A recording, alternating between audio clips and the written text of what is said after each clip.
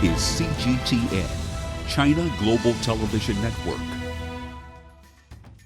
Japan has controversially started dumping the Fukushima nuclear wastewater into the Pacific Ocean.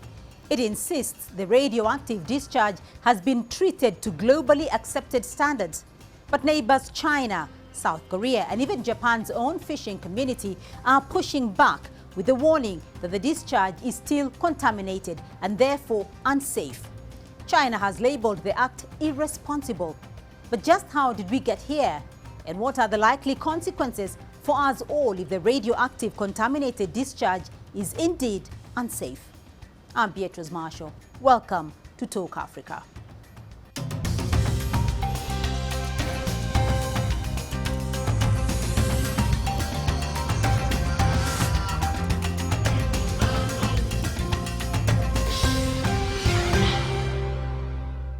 Well, Japan's decision has been received with mixed feelings. Before we begin our discussion, my colleague Jack Barton takes a closer look at how some of Japan's neighbors are reacting to the move. After years of deliberation and controversy, Japan's Tokyo Electric Power Company, better known as TEPCO, began releasing treated water that had been used to cool damaged nuclear reactors through a 1-kilometer-long pipeline. The initial release of contaminated water from the Daiichi nuclear power plant is expected to take about 17 days and involve 7,800 tons of contaminated water diluted with seawater, which is currently being released into the Pacific Ocean. But that's just the start. Which is why protests continued further south in Tokyo. The release of contaminated water will continue for the next 30 to 40 years. The Fukushima nuclear disaster is not over. This time, only 1% of the water will be released. From now on, we will keep fighting for a long time to stop the long-term discharge of the contaminated water. I will never forgive Fumio Kishida because he is risking the health of the ocean. We may not be able to eat fish anymore. I am against the release plan no matter what. Oh, I want to die. That is how I feel. As the contaminated water was released, TEPCO's president attempted to reassure people in the seafood industry via a video message that they would be compensated for losses, and said he would seek to reassure China. China is a very important trading partner for our country. We believe it's necessary to thoroughly explain about the safety, and we would like to do our best to get the ban lifted as soon as possible. For some, Tokyo's assessment and the all-clear given by the International Atomic Energy Agency are enough. The IAEA and the government say it's okay. Therefore, it is safe. But the local fishing industry union is angry, saying it was not given enough prior warning for the release. And many locals remain concerned about the long-term economic impact on their prefecture that was only starting to get back on its feet. Jack Barton, CGTN, Fukushima.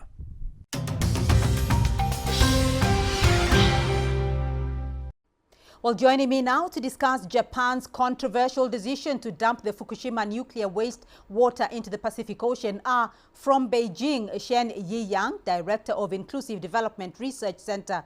From Shanghai, David Fishman, Senior Manager, Lantau Group, and from Lilongwe, Michael O'Brien Onyeka, Executive Vice President, Global Partnerships at Nature for Justice. Gentlemen, welcome, and thank you for joining me on the program. Let me start off with you, David, because Japan has begun releasing treated radioactive water from its damaged Fukushima power plant into the Pacific Ocean 12 years after a nuclear meltdown. What was damaged that produced all the contaminated water? If you could just take us back briefly. So what happened when first there was an earthquake and then a tsunami hit the coastline of Japan is it knocked out power to that nuclear power plant.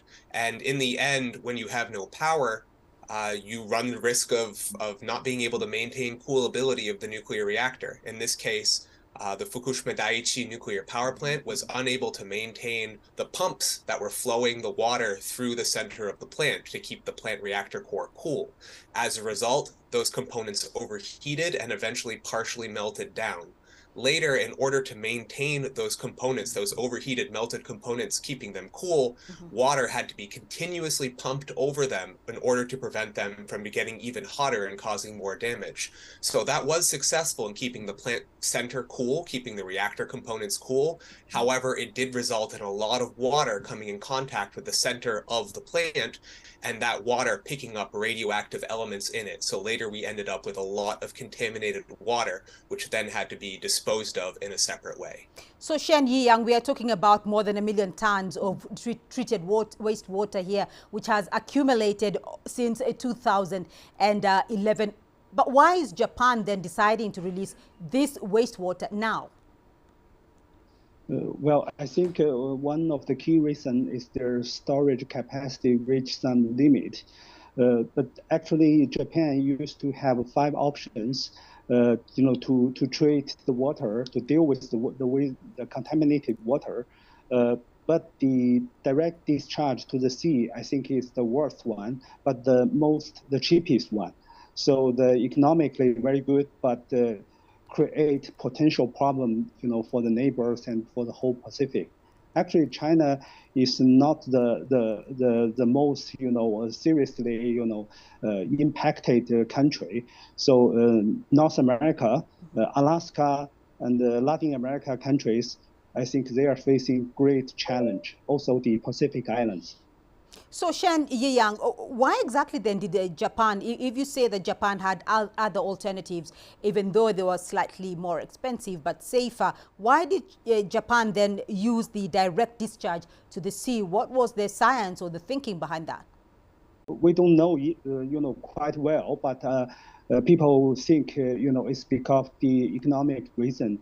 So direct discharge is the cheap way, the simple way, but not the optimal way to deal with it. Even before this discharge, actually a lot of damage already have been done. So a lot of contaminants during the accident still in the bottom of the sea in the sediment that already create a lot of this local ecosystem become very bad. Actually, a lot of contaminants already, run into the whole Pacific through the ocean current. So I think besides, more, how to say, environmental friendly option, right, rather than this direct discharge. So Japan should also, do something on the sediment of the sea near the Fukushima nuclear power plant. Right. So, Michael, take us through this issue of the contaminants, though. Is there any evidence at the moment, though, that alludes to the fact that the Pacific Ocean water is contaminated?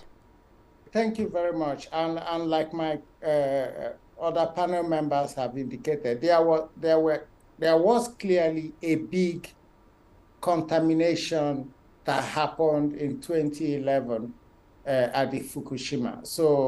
So much so, you need to remember that when this happened, it was categorized at level 7, which is the highest in any nuclear accident event.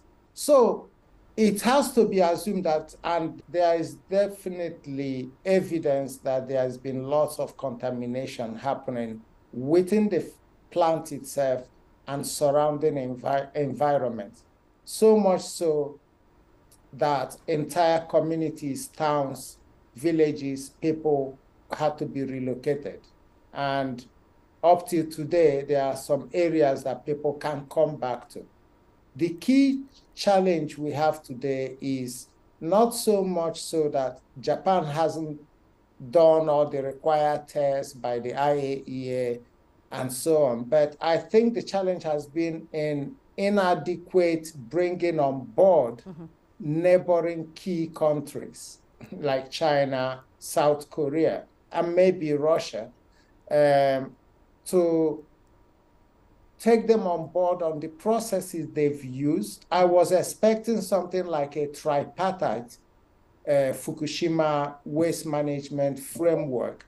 Because it's not only, in this kind of situation, it's not only important that you know what you're doing, which I'm sure the Japanese know what they are doing, but that your neighbors feel comfortable about the measures you are taking or that you have taken before saying that the water is now good enough to be released into an ocean that is utilized by many people way beyond Japan. I think that's where the big challenge is and why there is a lot of anxieties in the East China Sea. So, Michael, just an issue here that you're raising about what your organizations like yours would prefer. But what are the main concerns or the risks that you find are associated with the oceanic disposal of nuclear waste? It's obvious that when you release contaminated wastewater into the ocean, it can have serious dangers both for the ocean ecosystem and for human health. You know, radioactive materials can contaminate the water, obviously, affecting marine life and the entire food chain.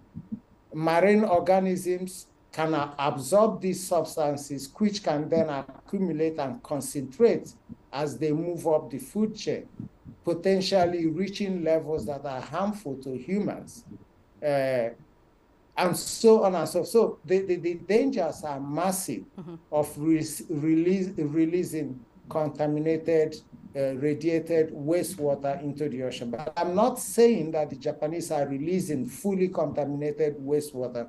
We are talking in a hypothetical scenario. Right. If the water is not fully treated, it can have massive negative impact on both marine ecosystems and eventually humans. Right. Shen Yi-Yang, do we know what the current levels of contamination could be? I think we still don't know because IAEA's measurement is in the outlet of the ALPS system, but not in the this pipeline, the outlet of the pipe, which the water go into the sea. Also in the dilution process, I doubt some of the water could be already polluted water. So because Japan, failed to work with neighbors to have a joint monitoring, efforts, then this whether the water are safe or not are really we have a big question mark. So I think in the future, Japan should make all the data management and also monitoring devices more transparent to the whole world. What is more, the sea water near the Fukushima nuclear power plant. Right. I think there's still a lot of pollutants in it. Japan have to, and also the Tokyo Electric Power have to make a new budget to remove them. Otherwise there could be even more serious contaminants still coming out from the area. So, David, let's look at the reaction from Japan's neighbors here, because that controversial plan has sparked anxiety and anger at home and abroad, despite a green light from the International Atomic Energy Agency. What specific concerns do you believe are driving this outrage? Sure. And so you used a word there that I do want to specifically address here, the idea of a green light. It's important to understand the role of the IAEA in the world nuclear industry, that they don't have the ability to police, that they can't give anybody red lights or green lights, really. What they can do is provide an oversight role, or they can provide a confirmation or verification role. So when the IAEA report comes out and they say we have no objections, or we find that we have confirmed the results, they're not the world police, right? They can't say we agree for you to do this or don't agree. That they provide their opinion is what it is. So that's why the IAEA has been quite emphatic that this is not an endorsement. It is the idea that we have found no objections in the current approach. And so when the IAEA does their review, of course, the more that they can involve Japan's neighbors, the better. Japan early on indicated that it was willing to try to bring in more of its neighbors into the process via the IAEA. In the end, the IAEA task force did include some members from China as well as members from South Korea. When they did their verification testing, a laboratory in South Korea was also part of the verification team. I personally would have liked to see a Chinese laboratory from the Chinese nuclear industry also involved in their verification testing. And I do hope that future testing that will be going on next year and the year after can have an opportunity to include some of the Chinese labs as well. Because if they don't do that, they run the risk of not securing buy-in from their neighbors. And while I think the science is going in the right direction, I think they could be doing a better job with their public relations and with their diplomacy. So Shen Yi-yang, I want to hear about China's concern here. Why is China so concerned about this? Well, I think, first of all, China is now having very big concern of the people's health, the environmental health issue. So also for this, Fukushima accident, at the very beginning of the accident, the Tokyo Electric Power was trying to cover up the whole accident, and for a period of time, so they just they don't want any support from Japanese government. They make fake data. I think this is the reason why a lot of Japanese local people are against this discharge. So actually, if this treated water are so clean, why not use it for irrigation, to wash the road, or washing the flowers? So I think the local Japanese governments don't trust the treated water. That's why they put it into the sea and cause problem for the neighbors and even for the whole Pacific region. So I think now the trend of the world is that the environmental standard is getting more and more, higher and higher. So this action, this direct discharge, is going back forward.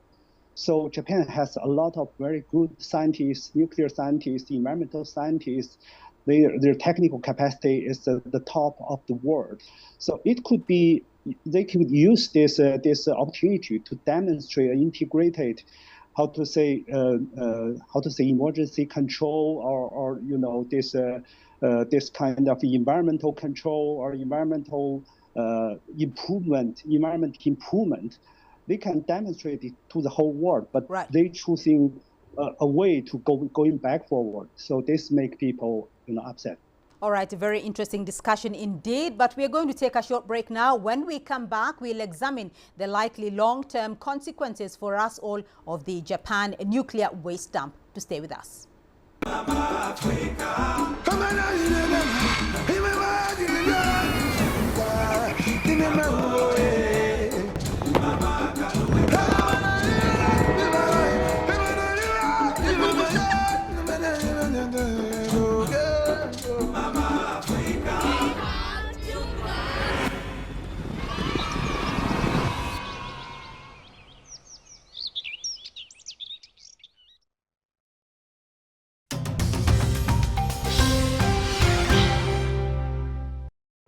Welcome back to Talk Africa. Still with me are Shen Yi-yang, David Fisherman, and Michael O'Brien Onyenka. Before the break, we discussed Japan's decision to dump the radioactive waste into the Pacific.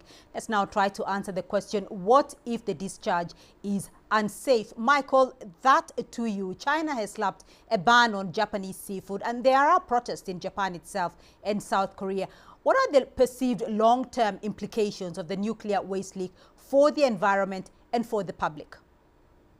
Thank you. Like I was highlighting earlier, there are clear environmental and health dangers associated with pumping radioactive wastewater into the ocean. And like the popular saying goes, what happens in the North Pacific or the East China Sea doesn't stay there. It's going to spread beyond that immediate environment. So understandably, countries like China are super anxious and worried about this. A lot of humanity rely massively on sea-based nutrition, for seagrass, for fish, and so on. And if this biodiversity absorb this radiation, then it will eventually pass on to the human,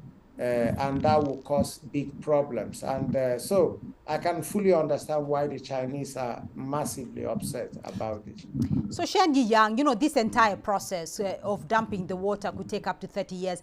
Is there a realistic timeline for when the potential risks associated with the disposal of the waste would become evident?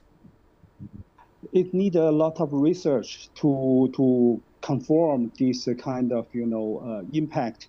So China a few days ago just did a mass, baseline survey for marine ecosystem and marine environment. It is not only, for this direct discharge, but also for other environment control. However, I think for all the countries, to make sure, any negative impact to the ecosystem, to human health, it needs a lot of funds.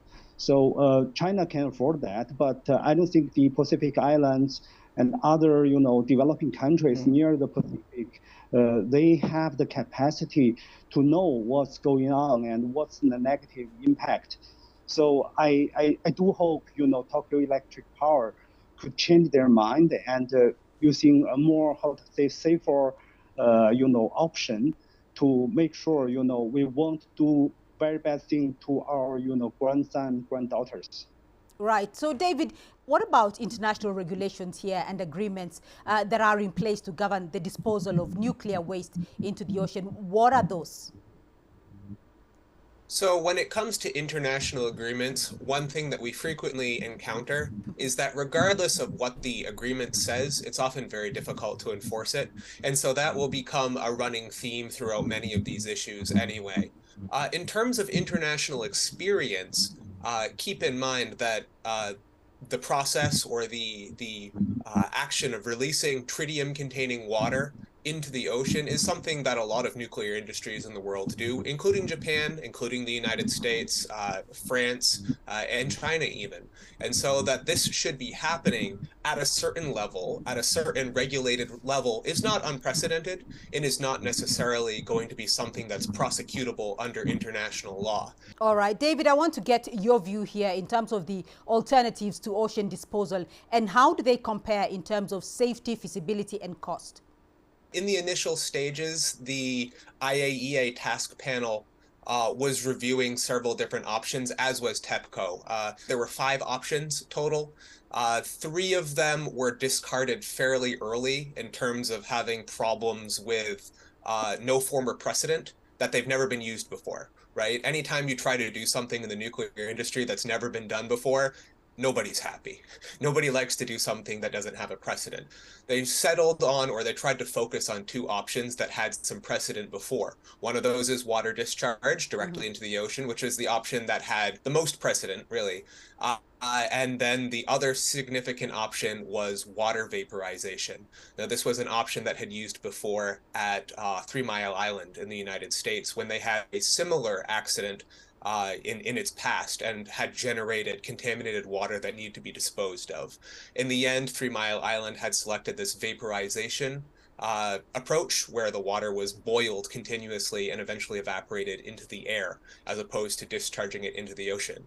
Now, I'm sure from the perspective of Greenpeace, neither of those sound very good. And that's not surprising that the 2 main options are both options that aren't particularly attractive. I do know from the task letters that were signed by representatives from China and Russia that they would prefer the IAEA and TEPCO take a harder look at that option, at the vaporization option, instead of the ocean discharge option. My personal opinion, I think you would have run into a lot of discussion about that option as well, and there would have been a lot of unhappiness either way. But those were, to my understanding, the 5 options that came down to 2 options, and then eventually the one that TEPCO moved ahead with. Right. So, gentlemen, I'm going to get your winding up comments here. And let me start off with you, Shen Yiyang. And I want to find out from you the lessons that have been learned from this Fukushima wastewater dump here? And what lessons can be learned from other similar cases as this one? Well, I think, in Russia's, Chernobyl, I think they have done, much better, action than Fukushima case. So, but I think in the future, if we think about the future, Fukushima actually making a very bad case for how to deal with the, after emergency control and how to deal with the waste. You see, we have been, having a lot of, impact of climate change. A lot of nuclear power station is near the sea. Only for Japan, I think more than a dozen, nuclear plants still in operation near the coast region. So in the future, when there's more and more earthquake, more and more tsunamis coming, then we should have a better solution for our future. So, but direct discharge is actually a very bad case. Thinking about the future, I hope Tokyo Electric Power can make this case as a good example rather than a bad example to improve the environmental standard for all nuclear power plants, with IAEA. So actually, IAEA's environmental standards also need some reform. Consider, environmental awareness is now getting, better and better in all the countries, and people pay more attention on human health. I do hope they can, stop the direct discharge and rethink, what they should do to protect our globe. Michael, your view? Don't do it. It would be my closing remark. Again, it confirms that there are no infinite guarantees provided by nuclear, in as much as it might be better than fossil fuel energy. And that whilst we are dealing with the nuclear power plants right now, we should be seriously looking to transition away from fossil fuel and nuclear in terms of our energy mix. David, you have the final word. Okay, I will take my opportunity to say that while I do believe that nuclear is part of our future climate solution, and I think in the context of the water has already been created, we already have the waste problem, we already have to find a solution. In the context of what I think were no good options for TEPCO, I do think the ocean discharge one is the one that makes the most sense in a comprehensive way. I do, however, want to highlight that TEPCO has done what I think is they could be doing a much better job in terms of communicating to their stakeholders, communicating to the Japanese people, making the Japanese government more confident in them, making the IAEA more confident in them, and of course, making their neighbors more confident with them. Even if the science is all flawless, I think the public communication strategy has left a lot to be desired. Gentlemen, thank you all very much for your insights in this discussion. And that's all we have time for on this edition of Talk Africa. A big thank you to my guests, Shen Yi-Yang, Director of Inclusive Development Research Center, David Fishman, Senior Manager, Lantau Group, and Michael O'Brien Onyeka, Executive Vice President, Global Partnerships at Nature for Justice. Remember, you can be a part of this conversation online through our social media handles on Facebook and Twitter. You can also catch the show on our YouTube playlist. Do keep the conversation going and join us again next week for more Talk Africa. For me, Beatrice Marshall, and the team here in Nairobi, until next time, it's goodbye.